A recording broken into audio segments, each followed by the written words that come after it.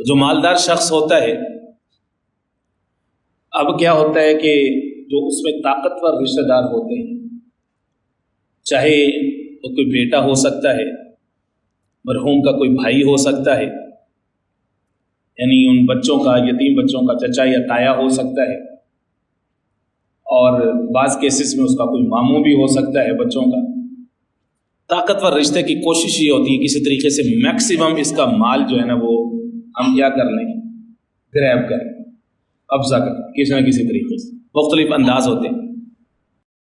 بعض اب ایسا ہوتا ہے کہ یہ دیکھے بغیر کہ جو کھانے پک رہے ہیں، جو دیگیں چڑھ رہی ہیں، یہ اس مرحوم کے اس مال میں سے ہو رہا ہے، ثواب کی غرض سے، کہ جس پر وراثت کے احکام لاگو ہوتے ہیں۔ یتیم بچہ بچی، نابالغ بچہ بچی، معصوم بچہ بچی، کوئی شخص وہاں پہ ہے نہیں، اس کا حصہ اس مرحوم کے مال کے اندر بطور وراثت کے آ چکا ہے، لیکن ہم کیا ہیں کہ اس کے مال میں سے ثواب کی غرض سے کھانے بنا کے تقسیم کر رہے ہوتے ہیں۔ او بھائی، یہ اتنا نازک معاملہ ہے، اتنا نازک معاملہ، پوری ذمہ داری سے عرض کریں گے، جملہ سنیے۔ جو شخص فوت ہوتا ہے نا، فریج میں پڑا ہوا کھانا بھی وراثت بن جاتا ہے۔ ہم نے کیا سمجھ رکھے؟ فوت ہونے کے بعد گھر میں پڑی ہوئی ہر چیز وراثت بن جاتی ہے، ذرہ برابر ہمیں خیال نہیں آتا۔ مطلب کچھ سال پیچھے چلے جائیں تو جو ذی شعور لوگ ہوتے تھے نا، معاشرے کے سمجھدار لوگ، تو وہ یہ گھر سے کھانا نہیں کھاتے تھے۔ کسی شخص کے بارے میں پتہ چلتا تھا نا کہ اس نے بہنوں کو، بیٹیوں کو حصہ نہیں دیا ہوا، لوگ اس کے گھر سے کھانا نہیں کھاتے تھے۔ الحمدللہ رب العالمین والعاقبۃ للمتقین، اما بعد فاعوذ باللہ من الشیطان الرجیم، بسم اللہ الرحمن الرحیم، یوصیکم اللہ فی اولادکم للذکر مثل حظ الانثیین، وقال النبی صلی اللہ علیہ وسلم، لا يؤمن احدکم حتى يكون هواه تبعا لما جئت به، او كما قال عليه الصلاة والسلام۔ صدق اللہ العظیم وصدق رسوله النبی الکریم، ونحن على ذلك لمن الشاہدین والشاکرین، والحمد للہ رب العالمین۔ میرے انتہائی واجب الاحترام، قابل صد احترام بزرگوں، بھائیوں اور نوجوان ساتھیوں، پردہ میں سماعت کرنے والی ماں اور بہنوں، آج جو ہمارا موضوع سخن ہے اس کا تعلق خاص الخاص حقوق العباد سے ہے، اور بندوں کے حقوق میں سے بھی ایک وہ حق کہ جس کو دبا لینا، ضائع کرنا، یہ ہمارے معاشرے میں عام ہو چکا ہے، بلکہ ایک معاشرتی روگ یا بیماری کہہ لیجیے، اس کی شکل بن چکی ہے۔ اور ظاہر ہے کہ اللہ کے حقوق کے بعد جو بندوں کے حقوق ہیں، ان میں سے خاص طور پر وہ حق کہ جس کا تعلق مال سے ہے، اس کی اہمیت اور بھی بڑھ جاتی ہے۔ میں لیڈ لے رہا ہوں، گزشتہ اور پیوستہ جمعہ کے اندر میں نے ایک جملہ آپ کے سامنے رکھا کہ حلال خوری اور حلال کاری یہ لازم ملزوم ہے، حرام خوری اور حرام کاری یہ بھی لازم ملزوم۔ تو ہمیں سب سے پہلے جو ہمارے معاملات ہیں ان کے اندر چیک اس بات پہ رکھنا ہے اپنے مال کے اوپر کہ کسی کا حق میں اپنے گھر نہ لے کے جاؤں۔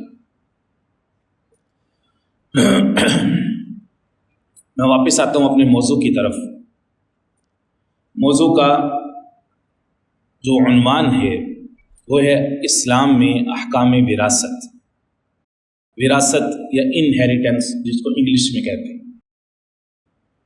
ہمارے معاشرے میں عام طور پر ہوتا یہ ہے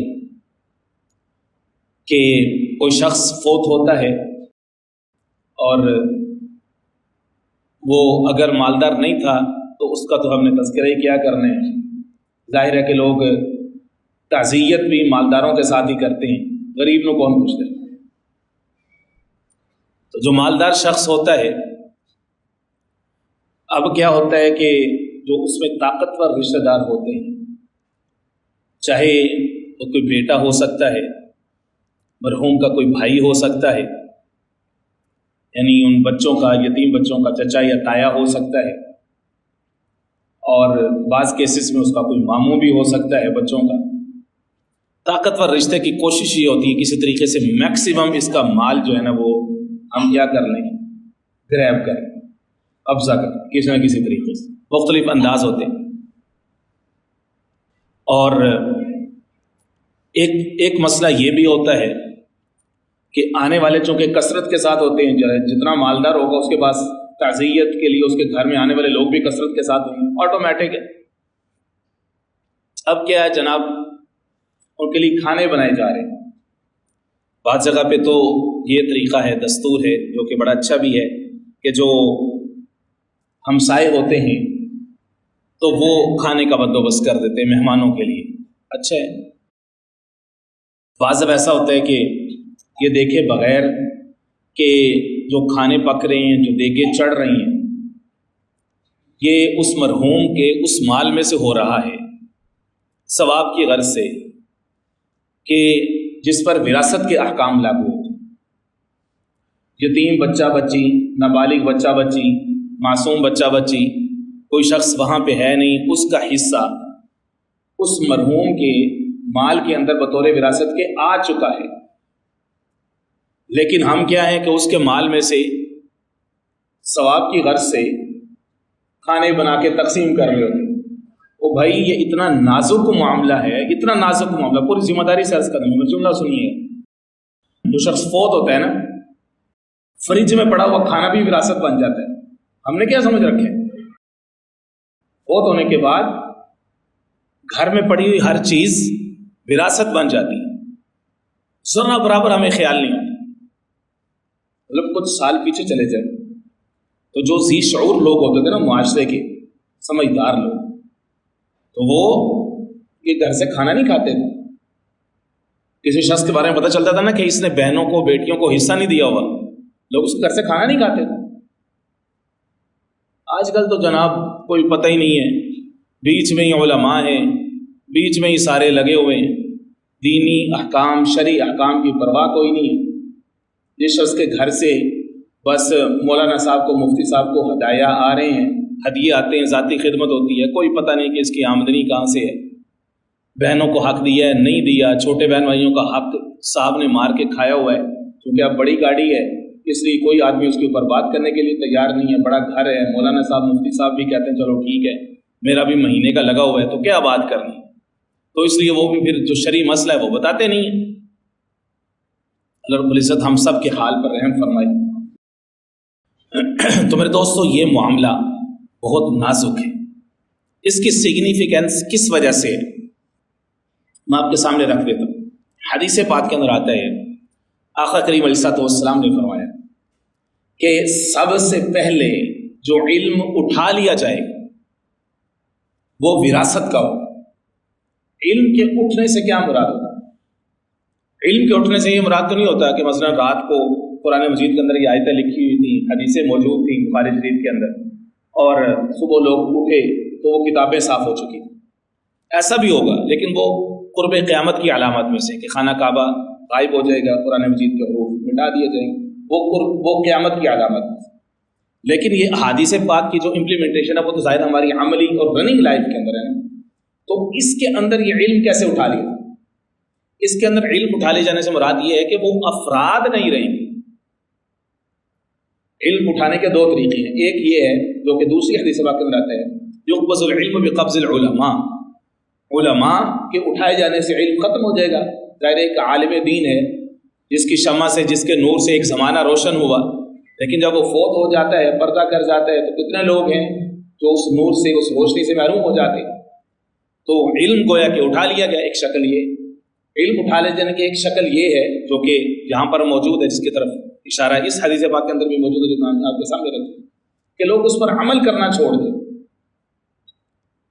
گویا کہ وراثت کے احکام تو موجود ہیں۔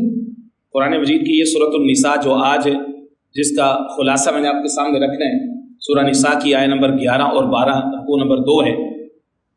وراثت کے احکام تو موجود ہے اپنی جگہ پہ، لیکن اس معاملے میں ہمارے معاشرے کے اندر انتہائی زیادہ غفلت اور بدترین درجے کی سستی پائی جاتی ہے۔ لوگ تقسیم نہیں کرتے وراثت۔ تو مال کے اوپر خاص طور پر جو شخص فوت ہو جاتا ہے تو اس کے مال کو کہتے ہیں ترکہ، جو وہ چھوڑ کے مر جائے، مال متروکہ یا مال وراثت۔ اس کے اوپر شریعہ کی روشنی میں 4 حقوق ہوتے ہیں۔ 4۔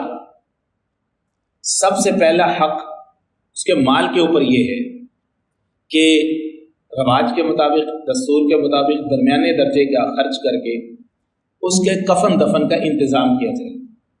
عام طور پر ہمارے ہاں یہ بھی لوگ مرحوم کے مال میں سے نہیں کر رہے ہوتے، بلکہ عزیز رشتہ دار کر دیتے ہیں، ٹھیک ہے، لیکن اس کے اپنے مال میں سے بھی کر سکتے ہیں۔ نمبر 1 پہلا حق یہ ہے۔ میت کے مال کے اوپر دوسرا حق کیا ہے؟ وہ ہے قرض، دین۔ قرض کی لوگ پرواہ نہیں کرتے، وراثت کے حصہ دار سارے بن کے آ جاتے ہیں۔ اور بھائی اس نے بینکوں سے قرض لیا ہوگا، رشتہ داروں سے قرض لیا ہوگا، کولیگ سے اس نے قرض پکڑا ہوگا، اور قرض کی کئی ساری صورتیں ہیں۔ سب سے پہلے اس کے قرض کی فکر کرو جو کسی صورت میں معاف نہیں ہے، حقوق العباد ہے۔ لینے والے سارے آ جاتے ہیں، ہو سکتا ہے اس کی ساری کی ساری وراثت قرض میں سے نکل جائے، اب وہ سارے پتلی گلی سے نکل جائیں گے جتنے وراثت لینے آئے تھے، کیونکہ ہو سکتا ہے ابھی اور قرض نکلے، جو اور قرض نکلے گا اس کے ذمہ تو وہ کون دے گا؟ وہ رسائی دیں گے جو لینے کی قرض سے آئے ہو تب دینے پڑ گئے۔ قرض یہ دوسرا حق ہے جو شخص فوت ہوتا ہے اس کے مال کے اوپر۔ تیسرا حق وہ ہے وصیت کا۔ وصیت کے بارے میں 2 چیزوں کو ہمیں ذہن میں رکھنا چاہیے۔ پہلا اصول وصیت کے بارے میں یہ ہے لا وصیت لوارث۔ حدیث پاک کے اندر آ گیا، یہ قانون بن گیا کہ جو وارث ہے اس کے حق میں وصیت نہیں ہو سکتی۔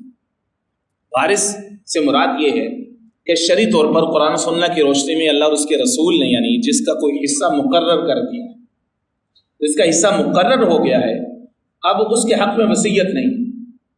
کسی بیٹی، کسی بیٹا، ماں باپ یا ماں باپ اولاد کے حق میں وصیت کر دیں، یعنی وراثت ان کو ملنی ہے، اب کیوں بھائی کسی کے حق میں وصیت کیوں نہیں کر سکتے؟ وارث کے حق میں وصیت۔ وصیت کے بارے میں دوسرا قانون یہ ہے کہ اس کی ایک لمٹ ہے۔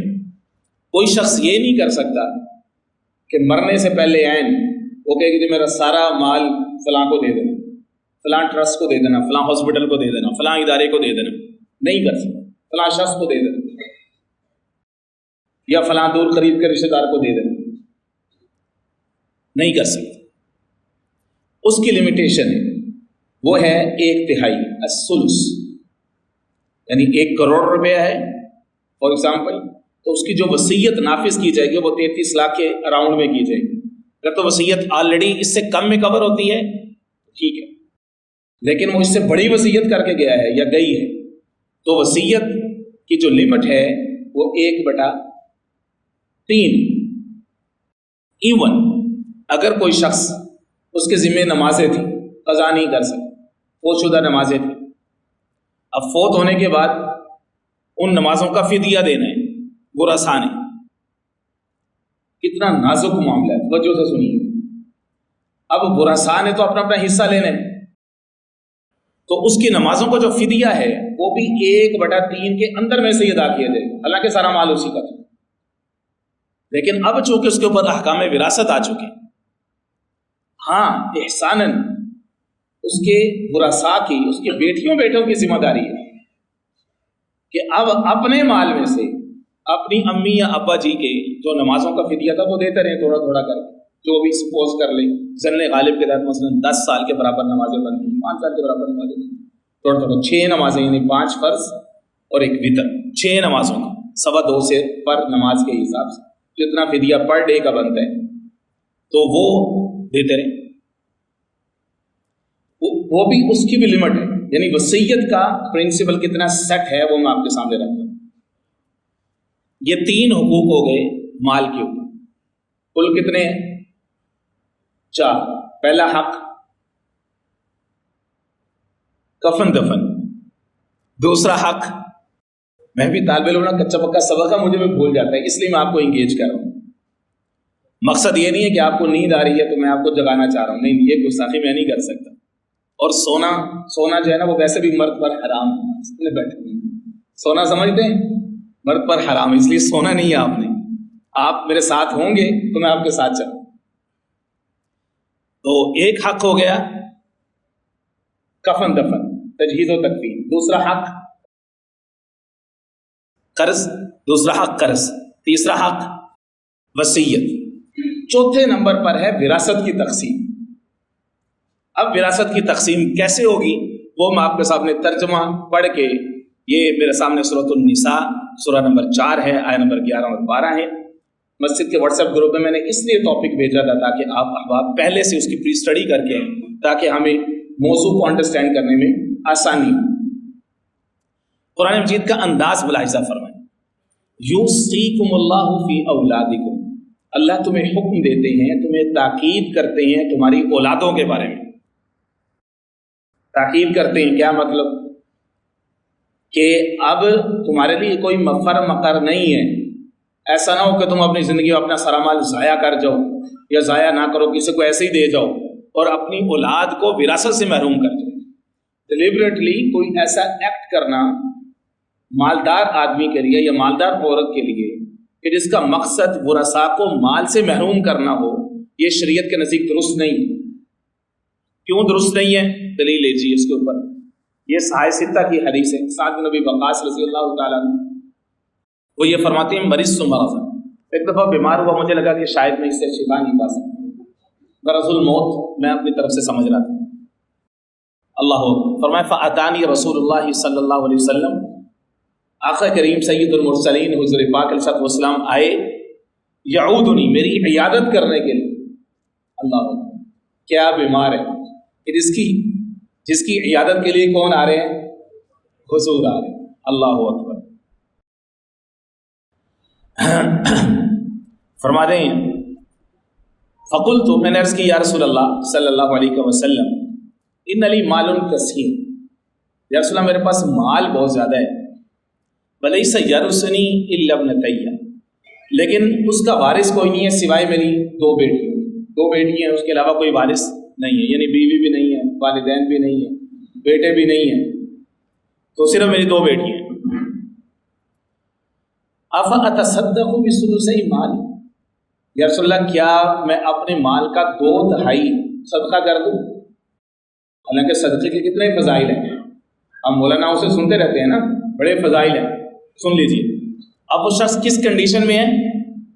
مرض الموت کے اندر ہے، اس حال میں وہ پوچھ رہے ہیں کہ وہ اپنا 2/3 مال، 2/3 کتنا ہوتا ہے؟ یعنی کروڑ روپے میں سے کتنا ہوگا؟ ٹھیک ہے، کیونکہ مالدار لوگ بیٹھے ہیں، اس لیے میں کروڑ کا ذکر کر رہا ہوں، میں نے یہ نہیں کہا کہ 100 روپے میں سے 33 روپے، ٹھیک ہے۔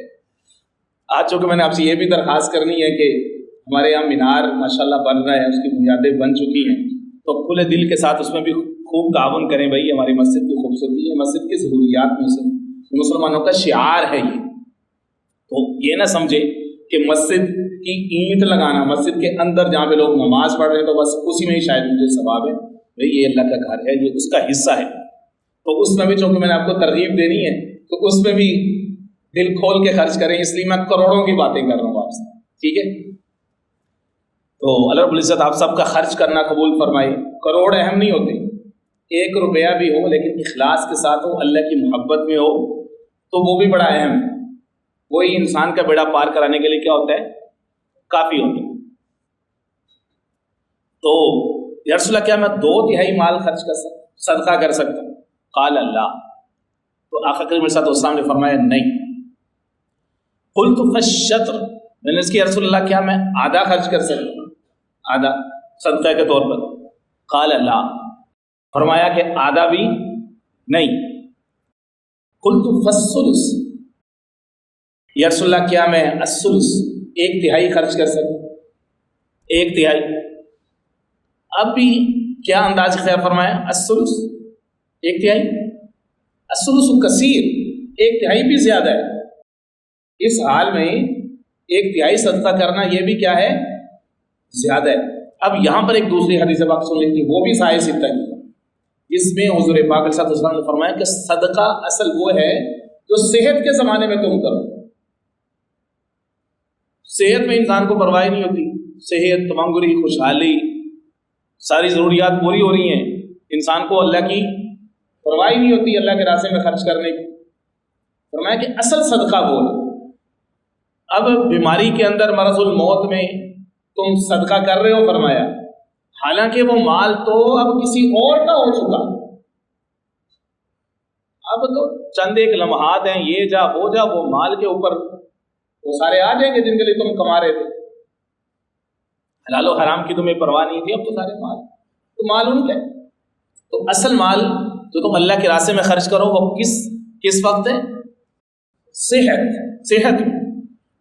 واپس آ جائیں اس حدیث سے بات میں، آقا کریم صلی اللہ علیہ وسلم فرمایا الثلث کثیر، 1/3 صدقہ کرنا، فرمایا یہ بھی زیادہ ہے۔ کیوں زیادہ ہے؟ فرمایا کہ انک ان تترک ورثتک اغنیاء خیر لک، کہ تم اپنے ورثاء کو، اپنے بیوی بچوں کو، اہل خانہ کو، تم ان کو اس حال میں چھوڑ کے جاؤ کہ وہ غنی ہو، مالدار ہو، ان کے پاس ضرورت کا مال ہو، یہ بہتر ہے من ان تترکہم، اس حال سے عالۃ یتکففون الناس، اس حال میں تم چھوڑ کے جاؤ کہ ان کے پاس کچھ نہ ہو اور وہ لوگوں کے سامنے ہاتھ پھیلا رہے۔ فقیر مت چھوڑ کے جاؤ اپنے ورثاء۔ گویا کہ اس میں 2 باتوں کی ترغیب آتی، ایک اس بات کی ترغیب کہ صدقہ کرنا ہے صحت مندی کی حالت میں، دوسری اس بات کی ترغیب کہ دین اسلام مال حاصل کرنا، مال جمع کرنا، دین اسلام اس کو کنڈیم نہیں کرتا۔ توکل کا وہ مقام جو اہل بیت، صحابہ اکرام، اولیاء کا تھا، ظاہر ہے کہ ہم تو وہاں تک نہیں پہنچ سکتے، ہر زمانے کے ہر طرح کے حالات کے اپنے تقاضے ہوتے ہیں۔ صوفیاء کے، اہل علم کے، اولیاء اللہ کے یہ اصول رہے ہیں، نہ تما نہ جمع نہ منع۔ تما نہ کرو کسی مال دے کے، کسی کی گاڑی دے کے، کوئی تما نہیں، نہ جمع، آ جائے جمع نہ کرو، اپنی ضرورت پوری کرو دوسروں کو دے دو، آ جائے منع نہ کرو۔ بہت بلند مقام ہے، کوئی شخص اس پر آ جائے تو کیا بات ہے، توکل کا یہ لیول۔ لیکن عام حالات میں مال لینا، جمع کرنا منع نہیں ہے۔ اسلام چیک لگاتا ہے آگ کہاں سے رہا، کہاں کیسے رہے، وہ اس پہ دیکھو، حلال آ رہا ہے جتنا مرضی ہے، اللہ آپ سب کے مالوں میں برکت دے، تو حلال آنا، جمع کرنا کوئی مسئلہ نہیں ہے۔ یہ حدیث پاک اس کے اوپر دلالت کرتی ہے۔ تو فرمایا کہ تمہاری اولادوں کے بارے میں اللہ تمہیں حکم دیتے ہیں، للذکر مثل حظ الانثیین، سب سے پہلا پرنسپل دین اسلام کا کہ مرد کے لیے، میل کے لیے ڈبل ہے دین دا فیمیل، یعنی بیٹے بیٹیاں، بہن بھائی، بیٹے کو ڈبل حصہ ملے گا، دوہرا حصہ ملے گا، اور بیٹی کو اکہرا، اس کو دوہرا۔ اب یہاں پر کئی سارے لوگ اعتراض کرتے ہیں، ماڈرنسٹ اسکالرس، کئی سارے عقل کی روشنی میں مغرب زدہ اسکالرس قرآن مجید کے اس نظام کے اوپر اعتراض کرتے ہیں، کیوں مرد کو ڈبل کیوں، بھائی کو ڈبل کیوں، بیٹے کو ڈبل کیوں، بچا کیوں؟ اور بھائی دین اسلام ایک پورے سسٹم کا نام ہے، تم ایک بات کو پکڑ کے جلدی کے ساتھ اعتراض کر دیتے ہو۔ دین اسلام کا ایک پورا نظام ہے، اس پورے نظام میں جو عورت ہے اس کے اوپر کوئی ذمہ داری نہیں ہے، معاشی ذمہ داری، یعنی بطور بیٹی باپ اس کا ذمہ دار ہے، کفالت کون کر رہا ہے؟ بھائی بڑے ہوتے ہیں تو بھائی ذمہ دار ہے، ماں بنتی ہے تو بیٹا ذمہ دار ہے، بیوی ہے تو شوہر ذمہ دار ہے۔ ہر حال میں معاش کی ذمہ داری کس کے اوپر ہے؟ مرد کے اوپر ہے نا۔ آپ نکاح کی ایک سادہ سی مثال لیں، موٹی سی مثال لیں، نکاح ہے، नस्बत आगे बढ़नी है, ख़ानदान आगे बढ़ना है, और उसके अंदर जो फिज़िकल जो फ़ायदा है वो मर्द का भी है औरत का भी है, दोनों की जिनसी ज़रूरत पूरी हो रही है। लेकिन महर कौन देगा?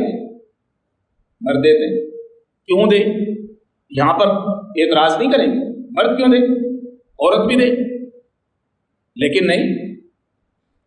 तो दीन इस्लाम का एक पूरा निज़ाम है, यानी इस गिवन द सिचुएशन जो मैंने अभी आपके सामने पिक्चर रखी है, कि औरत के ऊपर कोई माली कोई इस्लाम बाउंड कर ही नहीं रहा उसको। इस सूरत हाल में तो वो जो अरब का जो माशरा था वो तो देता ही नहीं था बिल्कुल भी, भाई इनकी जिम्मेदारी कोई नहीं है, कहीं और ब्याह के चली जाएगी तो इस मर्द की जिम्मेदारी क्यों दे इसको। दीन इस्लाम ने तो एहसान किया है, बताया है कि औरत की तुम समझते कोई हैसियत नहीं है, नहीं, माली एतबार से उसको शरीक की कि उसका आधा हिस्सा है। ये दो फ़इन कुन्ना निसाअन फ़ौक़ स्नतैन फ़लहुन्न सुलुसा मा तरक। उसके बाद दूसरा उसूल फरमाया कि अगर औरतें दो या दो से ज़्यादा हों, यानी फीमेल्स, दो बेटियां, तीन चार जितनी, दो बहनें, तीन चार जितनी, दो से ज़्यादा हों, अब उस सूरत में फरमाया फ़लहुन्न सुलुसा मा तरक। अब उनको मरहूम के तरके में से उनको 2/3 मिलेगा, 2/3 इनको मिलेगा और 1/3 जाहिर है कि फिर वो वालिदैन वगैरह को मिलना है, बाकी उनको देगा 2/3। ये उस सूरत में है जब सिर्फ बहनें हैं, सिर्फ बेटियां हैं, यानी मेल औलाद नहीं, बेटा या भाई वगैरह नहीं। दो उसूल। तीसरा उसूल व इन कानत वाहिदतन फलहन निस्फ। अगर बहन या बेटी एक अकेली, कोई और बहन भी नहीं है, भाई भी नहीं, सिर्फ अकेली एक खातून या बहन वो विरासत की मालिक बन गई, फरमाया फलहन निस्फ, तो उसको 1/2 मरहूम के माल में से उसको आधा उसको दिया जाए। 3 उसूल। चौथा वली अबवैहि लिकुल्लि वाहिदिन मिनहुम अस्सुदुस। ये था जो रिश्ते होते हैं वो 2 तरह के होते हैं, एक होते हैं सिफली, नीचे वाले, यानी बेटा पोता नीचे। अब ऊपर वाले रिश्तों की बात हो रही है। फरमाया वली अबवैहि लिकुल्लि वाहिदिन मिनहुम अस्सुदुस। एक शख्स फौत होता है, उसके वालिदैन यानी वालिद भी मौजूद है, वालिदा भी मौजूद है, तो उस सूरत में अब देखा जाएगा कि ये जो शख्स फौत हुआ इसकी औलाद है या नहीं। इन कान लहू वलद, अगर उसकी औलाद है और वालिदैन भी हैं, तो अब उस सूरत में वालिदैन में से हर एक को मिलेगा 1/6 सुदुस। 1/6 वालिदैन को मिलेगा, यानी 1/3 इस तरह से कवर हो गया, बाकी 2/3 अब उसकी औलाद के दरमियान तकसीम होगा। बेटियां बेटे हैं तो 1/, बेटे को 2 और बेटी को 11, उस उसूल के मुताबिक तकसीम हो जाएगी। लेकिन अगर दूसरी शक्ल है, एक शख्स फौत होता है तो अब उसके वालिदैन तो हैं लेकिन उसकी औलाद कोई नहीं मरहूम की। फरमाया ववारिसहु अबवाहु फलिउम्मिहि सुलुस। अब इस सूरत में जो माँ है उसको मिलेगा 1/3 सुलुस और बाप को बाकी 2/3 मिलेगा, क्योंकि उसूल ये है कि मेल को डबल मिलता है देन द फीमेल। माँ को 1/3 और बाकी 2 हिस्से 2/3 किसको मिलेगा? बाप को मिलेगा। अगला प्रिंसिपल, ये आया नंबर 11 है, सूरह निसा में आपके सामने रखा हूं। फ़इन कान लहू इख्वतुन, अगर वो जो शख्स फौत हुआ है उसके बहन भाई हैं, फलिउम्मिहि सुदुस, तो अब उसकी माँ का जो हिस्सा है वो कम हो जाएगा, यानी 1/6 पे वापस आ जाएगा। लेकिन ये होगा कब? मिन बादी वसीयत यूसी बिहा औ दैन, जब वसीयत पूरी कर ले, दैन कर्जा भी उतार दे, तो फिर उसके बाद ये विरासत की तकसीम होगी, जो कि मैं आपको पहले बता चुका हूँ कि मैयत के माल के ऊपर कितने हुकूक होते हैं? 4। उनकी तरतीब मैं आपको पहले बता चुका हूँ। तो चौथे नंबर पर विरासत की तकसीम है।